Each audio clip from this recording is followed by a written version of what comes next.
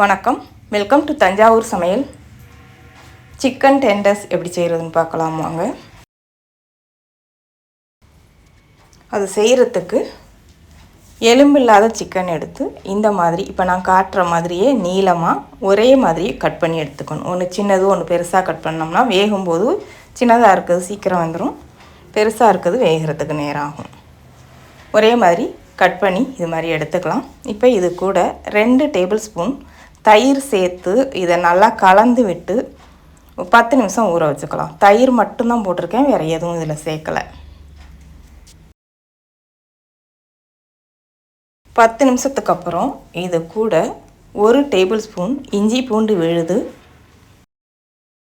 1 teaspoon Kashmiri மிளகாய்த்தூள், 1 teaspoon மிளகாய்த்தூள், 1/4 teaspoon மஞ்சள் தூள், 1 டீஸ்பூன் மிளகுத்தூள், 1 டீஸ்பூன் வெங்காய பவுடர், தேவையான அளவு உப்பு, 1 டீஸ்பூன் வினிகர் அல்லது எலுமிச்சை சாறு சேர்த்துக்கலாம். சேர்த்து இதை எல்லாத்தையும் நல்லா கலந்து விட்டு இதை ஊற வச்சுக்கலாம். நல்லா கலந்து விட்டு இதை 1 மணி நேரம் ஊற வச்சு எடுத்துக்கலாம். இது ஊறட்டும். அதுக்கப்புறம் 2 முட்டை, அது 1/4 டீஸ்பூன் உப்பு, 1/4 டீஸ்பூன் மிளகுத்தூள் சேர்த்து இதை நல்லா கலந்து விட்டு இதை எடுத்து வச்சுக்கலாம்.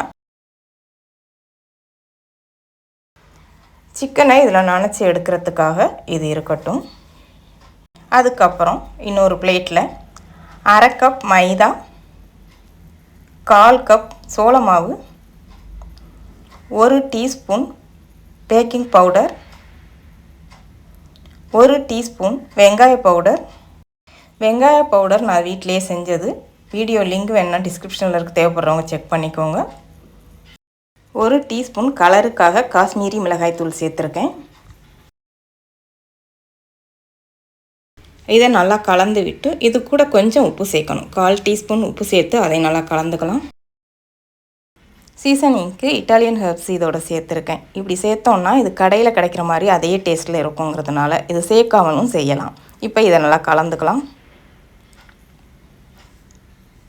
இப்போ எல்லாம் ரெடி பண்ணியாச்சு. அதுக்கப்புறம் நம்ம ஊற வச்ச சிக்கனை எடுத்துடலாம். 1 மணி நேரத்துக்கு அப்புறம் தான் எடுத்திருக்கேன், நல்லா ஊறி இருக்கும்.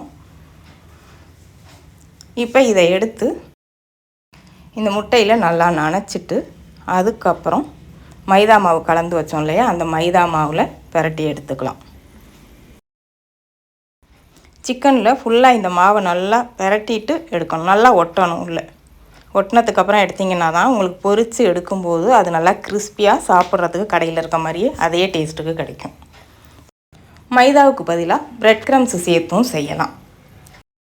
இதே மாதிரி எல்லா சிக்கனையும் முட்டையில் நனைச்சி இந்த மைதாவில் பிரட்டி எடுத்துக்கலாம். எல்லாத்தையும் எடுத்தாச்சு. இப்போது இதை எண்ணெயில் பொரித்து எடுத்துக்கலாம். எண்ணெய் நல்லா சூடாகணும். சூடானதுக்கப்புறம் நல்லா இந்த மாதிரி அகலமான பாத்திரத்தில் எண்ணெய் ஊற்றி எண்ணெய் நல்லா சூடானதுக்கப்புறம் அதில் சேர்த்து மிதமான சூட்டில் கருகாமல் பொரிக்கணும். அனல் அதிகமாக இருந்தால் மேலே இருக்க மைதா சீக்கிரம் வெந்து கருப்பாயிரும், உள்ள சிக்கன் வேகாது. இப்போ எல்லாத்தையும் சேர்த்தாச்சு. சேர்த்து ஒரு 2 நிமிஷம் விட்டிங்கன்னா அப்படியே எல்லாம் வெந்துடும். வெந்ததுக்கப்புறம் இன்னொரு பக்கம் திருப்பிக்கலாம். வேகிறதுக்கு முன்னாடியே திருப்பினீங்கன்னா மசாலா உதிர்ந்து எண்ணெயில் போகும். அப்படி போகாத அளவுக்கு கொஞ்சம் வெந்ததுக்கப்புறம் திருப்பி விட்டு 2 பக்கமும் ஒரே மாதிரி வெந்ததுக்கப்புறம் எடுக்கலாம். இப்போ இது நல்லா வெந்துருச்சு, எடுத்துடலாம்.